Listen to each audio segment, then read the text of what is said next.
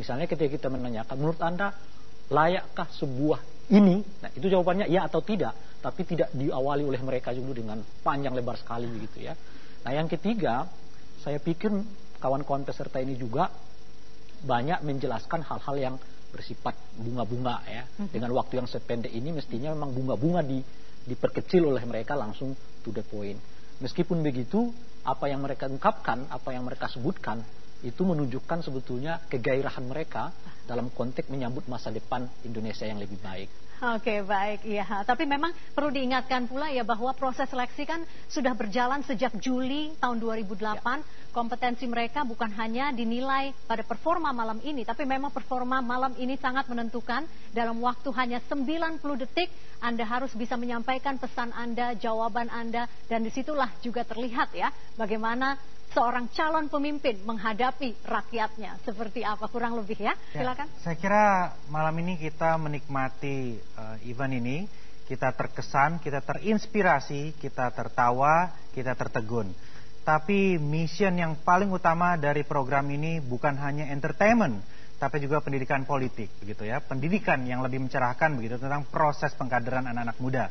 Nah, jadi dalam proses penilaian itu ada dua yang betul-betul kami perhitungkan. Yang pertama tentu saja penampilan para kandidat malam ini ya dengan segala bumbu-bumbunya. Tapi yang kedua, kita juga memberikan bobot yang besar terhadap proses yang sudah dijalani, track record para kandidat begitu. Karena kita tidak ingin terjebak pada kosmetika politik belaka. Ya, ada barangkali kandidat yang malam ini betul-betul memukau orasinya. Tapi pertanyaannya, apakah match dengan track recordnya? Apakah ada hal-hal yang terkait dengan yang dia lakukan? Apakah dia meyakinkan ke publik bahwa apa yang dia orasikan tadi itu match gitu ya? Oke, kalau begitu siapa sih dari 14 kandidat yang hadir malam ini yang lolos ke 6 besar? Pemirsa, tetaplah bersama kami. The Candidate segera kembali.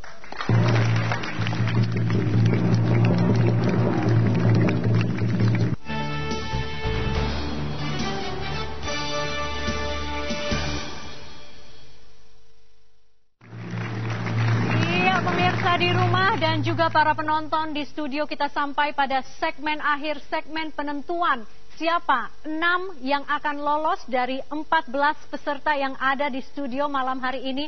Hanya 6 yang akan lolos ke babak berikutnya, dan di babak berikutnya akan diloloskan 3 lagi, dan ketiganya nanti akan memperebutkan beasiswa S2 dari Paramadina. Itu ada 3 beasiswa termasuk juga hadiah laptop untuk belajar ya. Dan pemirsa, mereka semua sudah diberikan amplop, dan di dalam amplop yang lolos, 6 orang yang lolos, di situ ditulis the next leader. Anda semua sudah siap? Siap. Oke, sudah siap melalui proses seleksi yang panjang, dan penentuannya adalah malam ini pada episode The Young Candidate. Pada hitungan 3, 2, 1, silakan dibuka. Silakan maju.